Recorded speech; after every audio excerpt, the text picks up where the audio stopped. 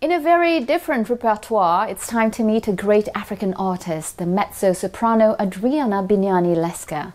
She chose the path of lyrical singing, which led her from Libreville to Gabon, to France, to the Bordeaux Conservatory, then to the greatest international stages. This summer she set foot on stage for the first time at the Opéra Garnier in Platée, a lyrical comedy composed in 1745 by Jean-Philippe Rameau. She shared about her first steps on stage and some behind-the-scenes anecdotes with Laurent Soustras and Thierry Schiller.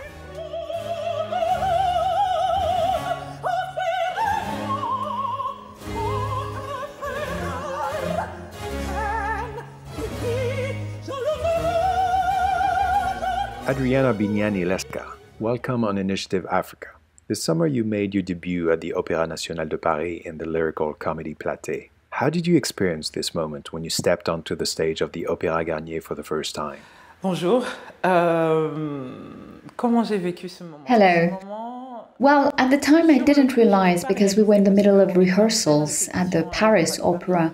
I didn't pay any attention during the dress rehearsal, but it was on the day of the premiere that I said to myself, "This is it, you're on the Garnier stage. Do you realize that? It's one of the most coveted stages in the world, and a young African woman on that stage. But can you believe it? And I was proud of myself for being there. And here, on the day of the premiere, I realized that I was on the stage and living the moment." You play Juno, the wife of Jupiter, who is quite angry. This is a challenging role for the mezzo-soprano that you are. What were the features of the character? Well, I'll say yes and no. It's a bit challenging because in terms of range, I was a bit afraid that it was a little high for me. Because I'm a mezzo-contralto, but in terms of character, I understood why I was chosen. Because with my somber voice tone, I was able to give character in many ways, but mostly vocally and on stage. And the difficult part with Juno, I think, it's the waiting. The wait is really long. And when she arrives in the third act, you have to be on top of your game to perform this anger. And it's not easy to keep that energy all the way through when I'm not singing and to come on stage, and actually provide that crucial moment when she needs to be accountable, when she needs to be told where her partner is. And it's also a lot of stress to deal with during these first acts. Yeah, that's it, the stress. In the beginning, it was a bit stressful, but now I've managed to find ways of coping. So I completely ignore the music, even if I watch TV while the production continues, and I try to do all the administrative stuff on my phone. I really forget about it.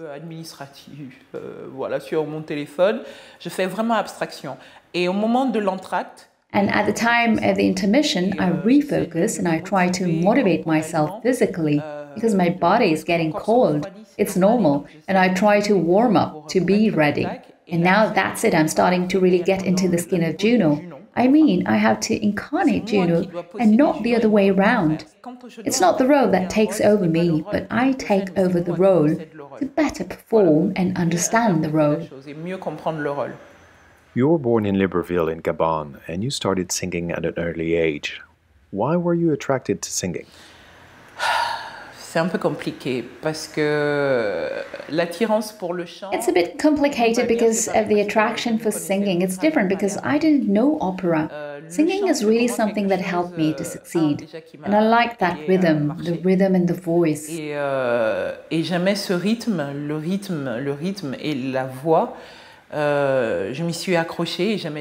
I always loved to sing, to the point where I told my parents that I wanted to do it for a living. But not just to sing, I wanted to play the piano and accompany the young children in the choir. So I wanted to be a children's choir director. And one thing led to another, of course, and my path was changed when I came to the Bordeaux Conservatory of Music, which surprised me enormously.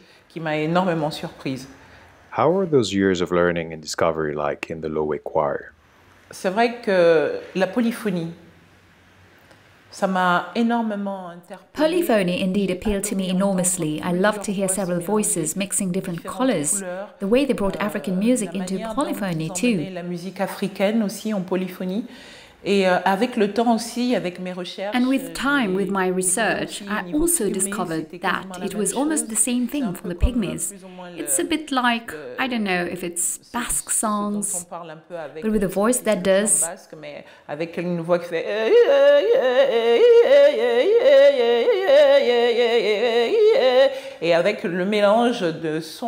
And that, with a mixture of sounds that are a bit bluesy from back home in Gabon, it gives a quite different mix that I really like. And also discover piece of music, or less classical music, well, say French variety opera music. Well, it wasn't opera music, it was French choral music, with a lot of polyphony. Avec énormément de polyphonie, et ça, c'est ce que j'ai vraiment adoré, et je pense que ça. And that's what I really loved, and I think it stimulated me enormously to set up my children's choir. D'enfants. And this children's choir, did you set it up? Oui, je l'ai monté pendant 4 ans. Yes, I set it up for 4 years thanks to my father, who was the headmaster of a primary school at the time. And I was able to set up this school. Je crois que c'était une espèce de festival avec l'UNESCO. And then we did, I think it was a kind of festival with UNESCO. Et ils étaient très très surpris parce que where we presented this choir, and they were very, very surprised because I like to compose. I like to compose and write.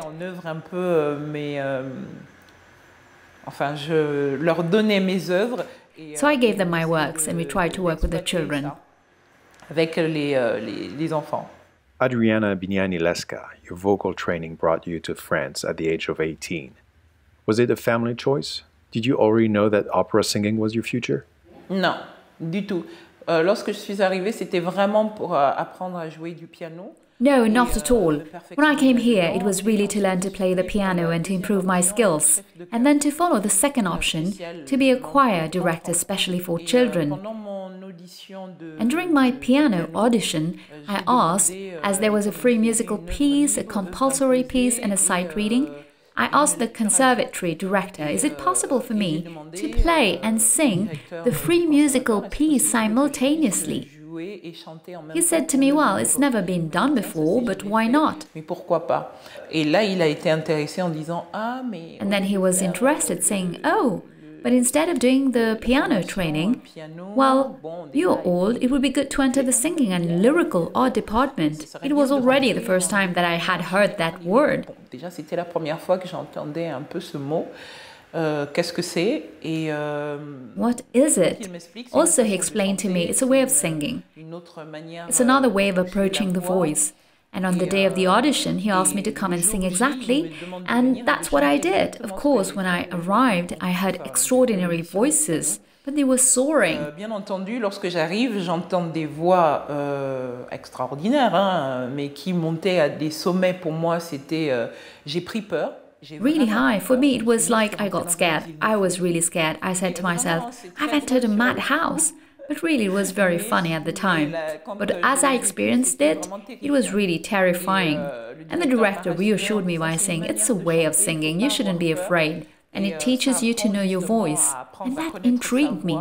I said to myself, why not? Because for me, I hadn't forgotten the option of being a choir master. And I told myself to be a choir master, you must learn a little about the voice. And I thought, why not? Why not? Let's do it. And I sang with my eyes closed, and they took me on. Because I didn't know anything about it, and then I did my training until I got my diploma. Et après, j'ai fait ma formation jusqu'à avoir mon diplôme. After your training in Bordeaux, you won a series of roles and awards, and this first prize in the opera category of the first edition of the International Competition for Great African Opera Voices this spring. Is this a breakthrough for opera artists from the continent? Alors, on va revenir en arrière. So let's get back, because I had already won the first prize of the Armel Opera competition in Budapest, where I had my first role. My first big role was a small role, actually, the Angel of the Bizarre. It's a contemporary role that I did in Pisa in Budapest, and after that there were other competitions. Bon, c'est vrai que sur le concours de The Africa Opera competition is indeed a good initiative because Africa is always sidelined in this field. Toujours à l'écart l'Afrique dans ce milieu, donc j'ai tenté le coup. So I gave it a try, and surprise, I played, I was the winner. Well, that was a good point, even if I said to myself at the beginning, I was just doing it to make myself known to my African community. Faire connaître de ma communauté africaine, parce que c'est un peu triste de le dire. Because it's a bit sad to say it, I've often been a bit incriminated by my African colleagues. It's not to condemn, but it's my reality. And I'm told quite often, you chose the white culture, stay there. And in white culture, it's a bit complicated. You are African. Can you be trusted in this environment? Du coup, le combat est très difficile. So the struggle is very difficult, and the support is not necessarily like my colleagues. When there's a person who represents herself in a production where there's a lot of encouragement, I'll take an example for a French woman, a French opera singer, who is going to perform. People will say it's normal, it's in your culture. C'est normal, c'est dans votre culture, mais on s'encourage énormément. And there's a lot of encouragement. But in my community, it's very difficult. And I would really like to see this change. It's not just opera, of course, but we chose this path because we also fell in love with it.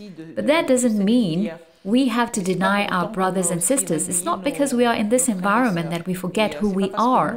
They should understand that too, that they shouldn't reject us like that. And it's very hard to live with because we're neither accepted on one side nor accepted on the other. And it's a very difficult struggle to say to ourselves, well, with time, things will be done, hoping that the mentality will change. Precisely about the transmission of culture, do you see it helping encourage the love of classical music and opera in Africa, particularly among young people? Alors, j'encouragerais volontiers. So I would encourage strongly, but not only lyrical, I would also promote African music, even in the opera world. And I hope, my biggest dream is to see African work performed in an opera house, such as the Opéra Garnier or other opera houses. And I know that African composers compose things that can be in partnership with Western productions. And I would even find this a very good point, an enormous breakthrough. And I encourage them to come, encourage young people. If this is what they really want, go for it and work very hard. In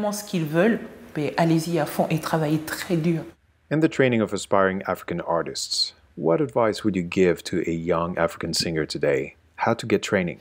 I would advise, given that it's not our culture, at least in lyrical singing, to train, of course, in countries that train or already have this well-established culture. It's a bit complicated, I know financially it's very difficult.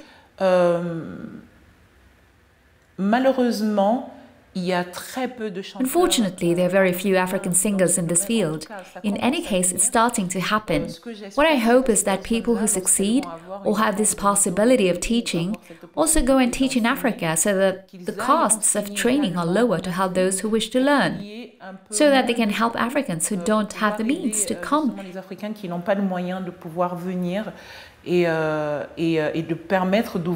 And open a conservatory or to form a partnership with conservatories here or with teachers here.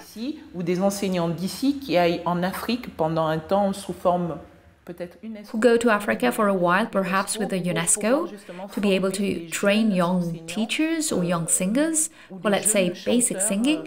Pour on va dire, le chant de base.